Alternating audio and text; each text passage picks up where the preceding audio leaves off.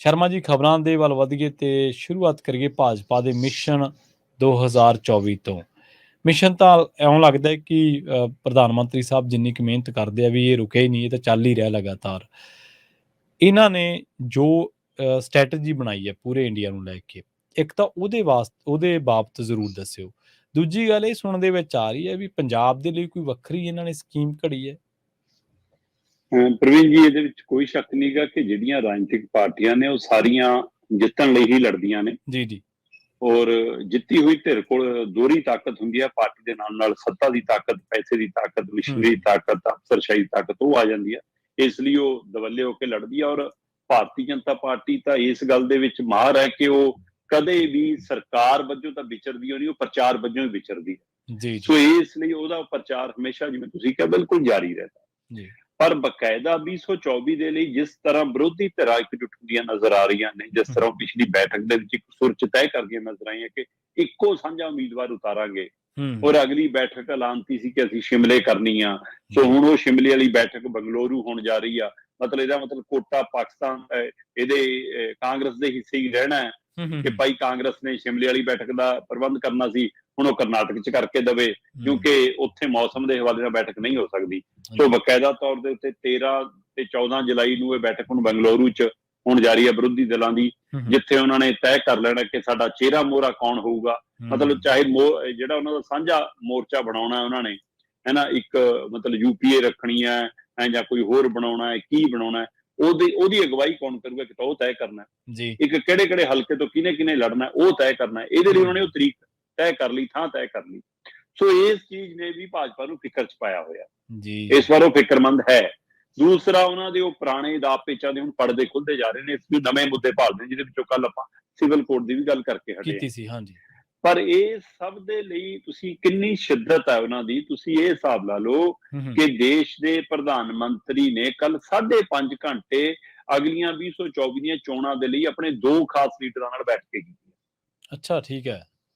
ਬੇਸ਼ੱਕ ਅੱਜ ਮੀਡੀਆ ਦੀਆਂ ਖਬਰਾਂ ਨਜ਼ਰ ਮਾਰਿਓ ਤੁਸੀਂ, ਤੁਹਾਨੂੰ ਖਬਰਾਂ ਨਿਕਲ ਕੇ ਆਉਣਗੀਆਂ ਕਿ ਆਉਂਦੇ ਸਮੇਂ 'ਚ ਮੰਤਰੀ ਮੰਡਲ ਦੇ ਫੇਰ ਬਦਲ ਲਈ ਇਹ ਬੈਠਕ ਹੋਈ ਆ। ਇਹਦੇ ਵਿੱਚ ਕੋਈ ਦੋ ਰਾਏ ਨਹੀਂ ਕਿ ਜਲਦੀ ਹੀ ਕੈਬਨਿਟ ਦੀ ਬੈਠਕ ਬੁਲਾ ਲਈ ਗਈ ਆ। 3 ਜੁਲਾਈ ਨੂੰ ਕੈਬਨਿਟ ਦੀ ਬੈਠਕ ਆ, ਔਰ ਉਹਦੇ ਵਿੱਚ ਮਾਨਸੂਨ ਸੈਸ਼ਨ ਨੂੰ ਲੈ ਕੇ ਤੈਅ ਕਰਨਾ ਕੇਂਦਰ ਨੇ, ਹੈ ਨਾ। ਸਰਕਾਰ ਨੇ ਕਿਹਾ ਆਪਾਂ ਮਾਨਸੂਨ ਸੈਸ਼ਨ ਕਦ ਤੋਂ ਬੁਲਾਉਣਾ, ਕੀ ਕਰਨਾ, ਉਹਦੇ ਲਈ ਮਤਾ ਪਾਉਣਾ ਹੁੰਦਾ, ਜਾਂ ਫਿਰ ਇਹ ਮੰਨਿਆ ਜਾ ਰਿਹਾ ਕਿ ਉਸ ਕੈਬਨਿਟ ਦੇ ਵਿੱਚ ਕੁਝ ਨਾਮ ਆ ਸਕਦੇ ਨੇ, ਕਿਉਂਕਿ 5 ਸੂਬਿਆਂ ਦੀ ਚੋਣ ਆ, ਜਿਹਦੇ ਵਿੱਚ ਆਮ ਤੌਰ ਤੇ ਰਾਜਸਥਾਨ, ਛੱਤੀਸਗੜ੍ਹ, ਮੱਧ ਪ੍ਰਦੇਸ਼, ਹੈ ਨਾ, ਤੇਲੰਗਾਨਾ ਤੇ ਆਪਣਾ ਮਿਜ਼ੋਰਮ, ਇਹਨਾਂ 5 ਸੂਬਿਆਂ ਦੀ ਚੋਣਾਂ ਨੇ। ਖਾਸ ਕਰ ਉਹਦੇ ਵਿੱਚੋਂ ਰਾਜਸਥਾਨ, ਛੱਤੀਸਗੜ੍ਹ ਤੇ ਮੱਧ ਪ੍ਰਦੇਸ਼ ਬਹੁਤ ਅਹਿਮ ਮੰਨੀਆਂ ਜਾ ਰਹੀਆਂ ਨੇ। ਸੋ ਇਸ ਲਈ ਉਹਦੇ ਹਵਾਲੇ ਨਾਲ ਵੀ ਮੰਨਿਆ ਜਾ ਰਿਹਾ ਕਿ ਕੈਬਨਿਟ 'ਚ ਫੇਰ ਬਦਲ ਹੋ ਸਕਦਾ। ਸੋ ਅੱਜ ਮੀਡੀਆ 'ਚ ਖਬਰਾਂ ਜ਼ਿਆਦਾਤਰ ਇਸ ਹਵਾਲੇ ਨਾਲ ਆਈਆਂ ਕਿ ਇਹ ਬੈਠਕ ਜੀ ਕੈਬਨਿਟ 'ਚ ਫੇਰ ਬਦਲ ਦੇ ਹਵਾਲੇ ਨਾਲ ਹੋਈ ਹੈ। ਪਰ ਮੈਨੂੰ ਜੋ ਜਾਣਕਾਰੀ ਹਾਸਲ ਹੋਈ ਆ ਉਹ ਉਹਦੇ ਲਈ ਇਹ ਹੈ ਕਿ ਇਹ ਬੈਠਕ 2024 ਦੇ ਲਈ ਹੋਈ ਆ। ਠੀਕ ਹੈ। 5.5 ਘੰਟੇ ਬੈਠਕ ਚੱਲੀ ਆ। ਉਹਦੇ ਵਿੱਚ ਬਕਾਇਦਾ ਤੌਰ ਤੇ ਅਮਿਤ ਸ਼ਾਹ ਤੇ ਉਹਦੇ ਨਾਲ ਇਹਨਾਂ ਦਾ ਇੱਕ BL ਸੰਤੋਸ਼ ਹੈ, ਉਹ ਸ਼ਾਮਲ ਸੀਗਾ ਜੀ, ਹੈ ਨਾ, ਕਿ ਇਹ 2 ਬੰਦੇ BL ਸਤੀਸ਼ ਸੰਤੋਸ਼ ਜਾਂ ਤੇ ਇੱਕ ਅਮਿਤ ਸ਼ਾਹ, ਇਹਨਾਂ 2 ਬੰਦਿਆਂ ਨਾਲ ਨਰਿੰਦਰ ਮੋਦੀ ਹੋਰਾਂ ਨੇ 5.5 ਘੰਟੇ ਬੈਠਕ ਕੀਤੀ ਆਪਣੇ ਘਰੇ। ਠੀਕ ਹੈ। ਤੇ ਉੱਥੋਂ ਨਿਕਲ ਕੇ ਬੈਠਕ ਫਿਰ ਬੜੀ ਹੋ ਗਈ, ਬੜਾ ਵਿਸਤਾਰ ਲੈ ਗਈ, ਜਿਹਦੇ ਵਿੱਚ ਨਰਿੰਦਰ ਮੋਦੀ ਆਪਣੇ ਘਰੇ ਰਹਿ ਗਏ ਤੇ ਅਮਿਤ ਸ਼ਾਹ ਆਪਣੇ ਘਰੇ ਚਲੇ ਗਏ ਤੇ ਰਾਤ 12 ਵਜੇ ਤੋਂ ਲੈ ਕੇ 2:23 ਤੱਕ ਅਮਿਤ ਸ਼ਾਹ ਦੇ ਘਰੇ ਬੈਠਕ ਚੱਲੀ ਜੀ ਫਿਰ। ਠੀਕ ਹੈ। ਤੇ ਉਸ ਬੈਠਕ ਦੇ ਵਿੱਚ ਫਿਰ ਇਹ ਗੱਲਾਂ ਤੈਅ ਹੋਈਆਂ ਕਿ ਭਾਈ ਆਹ ਖਾਕਾ ਹੋਊਗਾ ਇਸ ਵਾਰ। ਉਹ ਫਿਲਮਾਂ ਜਿਹੀਆਂ 'ਚ ਦੇਖਦੇ ਹੁੰਦੇ ਆ ਨਾ ਕਿ ਉਹ ਡਕੈਤੀ ਕਰਨ ਤੋਂ ਪਹਿਲਾਂ ਮੇਜ਼ ਤੇ ਇੱਕ ਨਕਸ਼ਾ ਖੋਲ ਲੈਂਦੇ ਨੇ, ਫਿਰ ਇਧਰ ਸੇ ਜਾਏਂਗੇ ਉਧਰ ਸੇ ਜਾਏਂਗੇ। ਸੋ ਉਵੇਂ ਕਹਿੰਦੇ ਕਿ ਇੱਕ ਨਕਸ਼ਾ ਵਿਛਾ ਕੇ ਤੈਅ ਹੋਇਆ ਕਿ ਹੁਣ 2024 'ਚ ਫਿਰ ਮੁੜ ਕੇ ਆਪਣੇ ਕਬਜ਼ੇ 'ਚ ਕਿਵੇਂ ਲੈਣਾ ਮੁਲਕ ਨੂੰ। ਠੀਕ ਹੈ। ਫਿਰ ਉਹਦੇ ਲਈ ਤੈਅ ਕੀਤਾ ਕਿ ਆ ਜਿਹੜੀ ਮਤਲਬ ਹਿੰਦੀ ਭਾਸ਼ਾਈ ਪੱਟੀ ਆ, ਹਿੰਦੀ ਭਾਸ਼ਾਈ ਖੇਤਰ ਆ, ਹਿੰਦੀ ਭਾਸ਼ਾਈ ਸੂਬੇ ਨੇ ਜਿਹਨੂੰ ਆਪਣਾ ਗੜ੍ਹ ਮੰਨਦੀ ਆ BJP। ਪ੍ਰਵੀਨ ਜੀ, ਉਹ 10 ਕੁ ਸੂਬੇ ਨੇ ਜੀ, ਉਹ 10 ਸੂਬਿਆਂ ਦੇ ਵਿੱਚ ਹੀ ਮਤਲਬ ਕਿ ਆਪਣਾ ਗੜ੍ਹ ਮੰਨਦੇ ਨੇ, ਤੇ ਇੱਥੋਂ ਇਹਨਾਂ ਦੇ ਕੋਲ 225 ਚੋਂ 177 ਸੀਟਾਂ ਇਸ ਵਾਰ ਹੈਗੀਆਂ ਨੇ। ਇਹ 10 ਸੂਬਿਆਂ ਦੇ ਵਿੱਚੋਂ ਹਿੰਦੀ ਭਾਸ਼ਾਈ ਜਿਹੜਾ ਖੇਤਰ ਆ ਉਹ ਸਾਰੇ ਦੇ ਵਿੱਚੋਂ ਇਹ 225 ਚੋਂ 177 ਸੀਟਾਂ ਇਸ ਸਮੇਂ ਜਿੱਤੀ ਬੈਠੇ ਨੇ ਤੇ ਇਹਨਾਂ ਦਾ ਟਾਰਗੇਟ ਹੈ ਕਿ ਇਹ ਸੀਟਾਂ ਦਾ ਜਿੱਤਣੀਆਂ ਇਹਦੇ ਵਿੱਚ ਇਜ਼ਾਫਾ ਕਰਨਾ ਹੈ।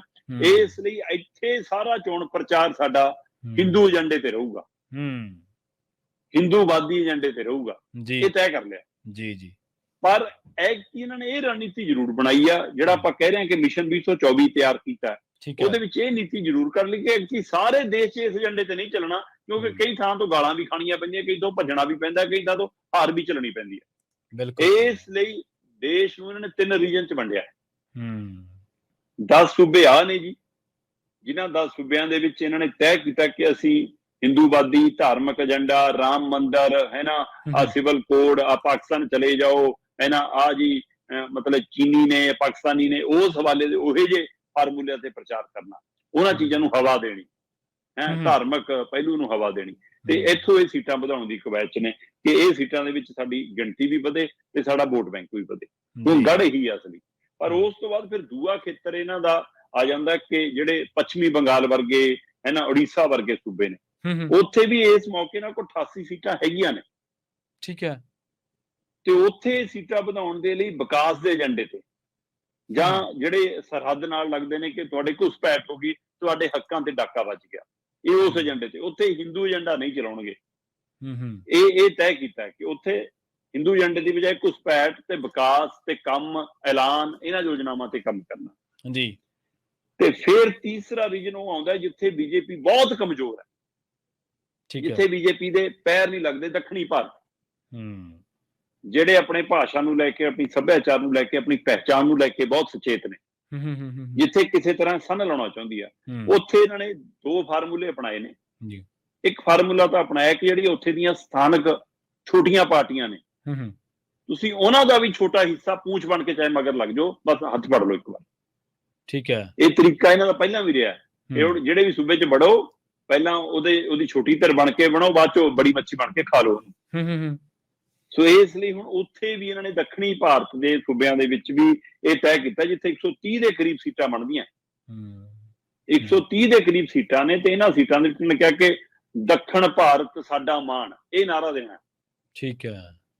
ਦੱਖਣ ਭਾਰਤ ਸਾਡਾ ਮਾਣ, ਇਸ ਨਾਰੇ ਦੇ ਨਾਲ ਅਸੀਂ 130 ਸੀਟਾਂ ਵੱਲ ਵਧਣਾ, ਤੇ ਉੱਥੇ ਬਕਾਇਦਾ ਤੌਰ ਤੇ ਉਹਨਾਂ ਦੇ ਸੱਭਿਆਚਾਰ ਦੇ ਲਈ, ਉਹਨਾਂ ਦੀ ਭਾਸ਼ਾ ਦੀ ਪ੍ਰਫੁੱਲਤਾ ਦੇ ਲਈ, ਤੇ ਉੱਥੇ ਜਿਹੜਾ ਹਿੰਦੂ ਭਾਈਚਾਰਾ ਪਰ ਉਹ ਮਤਲਬ ਕਿ ਘੱਟ ਗਿਣਤੀ 'ਚ ਵੀ ਹੈ, ਤੇ ਜਾਂ ਉਹ ਮਤਲਬ ਕਿ ਉਸ ਜਿਹੜੇ ਅਸੀਂ ਸੋ ਕਾਲਡ ਆਪਣੇ ਆਪ ਨੂੰ ਜਾਤਾਂ 'ਚ ਆਪੇ ਮਾਰਕ ਕਰਕੇ ਅਸੀਂ ਨੀਵੇਂ ਉੱਚੇ ਬਣੇ ਹੋਏ ਹਾਂ, ਕਿ ਉਹਨਾਂ 'ਚੋਂ ਹੈ ਹਿੰਦੂਆਂ 'ਚੋਂ, ਪਰ ਹੈ ਜੀ ਉਹ ਮਤਲਬ ਕਿ ਉਸ ਜਾਤ ਦੇ ਨਾਲ ਸੰਬੰਧਿਤ ਨੇ ਜਿਨ੍ਹਾਂ ਨੂੰ ਮਤਲਬ ਅਜੇ ਤੱਕ ਅਸੀਂ ਗੱਲ ਨਹੀਂ ਲਾਇਆ, ਇਸ ਲਈ ਕਿ ਉਹਨਾਂ ਨੂੰ ਹਿੰਦੂ ਕਹਿ ਕੇ ਗੱਲ ਲਾਓ। ਤੇ ਇਸ ਲਈ ਉਹਨਾਂ ਦਾ ਹਿੰਦੂਵਾਦਪਣਾ ਵੀ ਜਗਾਓ ਨਾਲ, ਤੇ ਨਾਲ ਉੱਥੇ ਕਹੋਗੇ ਨਹੀਂ ਅਸੀਂ ਤਾਂ ਤੁਹਾਡੇ ਭਾਸ਼ਾ ਤੇ ਤੁਹਾਡੇ ਸੱਭਿਆਚਾਰ ਲਈ ਕੰਮ ਕਰਨਾ ਹੈ, ਤਾਂ ਕਿ ਕੋਈ ਇਹੋ ਜਿਹਾ ਮੁੱਦਾ ਲੱਗੇ ਵੀ ਨਾ ਕਿ ਅਸੀਂ ਇਹ ਆ। ਤੇ ਉੱਥੇ ਜਿਹੜੀਆਂ ਵੀ ਪਾਰਟੀਆਂ ਮਾੜੀਆਂ ਮੋਟੀਆਂ ਪੈਰ ਧਰਾ ਹੈਗਾ, ਉਹਨਾਂ ਦੀ ਪੂੰਛ ਬਣ ਜਾਓ, ਬਸ ਚਾਹੇ ਮਗਰ ਲੱਗ ਕੇ ਖੜਨਾ ਪਵੇ। ਸੋ ਇਹ ਨੀਤੀਆਂ ਤੇ ਉਹਨਾਂ ਨੇ ਮੁਲਕ ਨੂੰ 3 ਹਿੱਸਿਆਂ 'ਚ ਵੰਡ ਕੇ ਇਹ ਰਣਨੀਤੀ ਕੱਲ 5.5 ਘੰਟੇ ਇੱਕ ਬੈਠਕ, 2 ਘੰਟੇ 23 ਮਿੰਟ ਇੱਕ ਬੈਠਕ ਚੱਲੀ ਆ। ਸੋ 12 ਵਜੇ ਤੋਂ ਲੈ ਕੇ 2 ਵਜੇ ਰਾਤ ਦੇ 2:22-23 ਮਿੰਟ ਤੱਕ ਅਮਿਤ ਸ਼ਾਹ ਦੇ ਘਰੇ ਤੋਂ ਪਹਿਲਾਂ 5-5.5 ਘੰਟੇ ਨਰਿੰਦਰ ਮੋਦੀ ਹੋਰਾਂ ਦੇ ਘਰੇ ਇਹ ਬੈਠਕ 'ਚ ਆ 3 ਰੀਜਨ 'ਚ ਮੁਲਕ ਨੂੰ ਵੰਡ ਕੇ ਨੀਤੀ ਘੜੀ ਆ। ਪਰ ਇਹਦੇ ਵਿੱਚੋਂ ਜੀ ਜੰਮੂ ਕਸ਼ਮੀਰ ਬਾਹਰ ਹੈ, ਜੀ ਇਹਦੇ ਵਿੱਚੋਂ ਗੁਜਰਾਤ ਬਾਹਰ ਹੈ, ਇਹਦੇ ਵਿੱਚੋਂ ਮਹਾਰਾਸ਼ਟਰ ਬਾਹਰ ਹੈ, ਤੇ ਇਹਦੇ ਵਿੱਚੋਂ ਪੰਜਾਬ ਬਾਹਰ ਹੈ। ਅੱਛਾ, ਠੀਕ ਹੈ। ਪੰਜਾਬ, ਗੁਜਰਾਤ, ਮਹਾਰਾਸ਼ਟਰ, ਜੰਮੂ ਕਸ਼ਮੀਰ, ਇਹ 4 ਸੂਬੇ ਲਗਭਗ ਇਹਨਾਂ ਨੇ ਚੋਂ ਬਾਹਰ ਰੱਖੇ ਨੇ। ਇਹਨਾਂ 4 ਸੂਬਿਆਂ ਦੇ ਲਈ ਇਹ ਕਹਿੰਦੇ ਕੱਲੇ ਸੂਬੇ ਦੇ ਆਧਾਰ ਤੇ ਵੱਖਰੀ ਯੋਜਨਾ ਬਣਾਉਣੀ ਆ ਜੀ।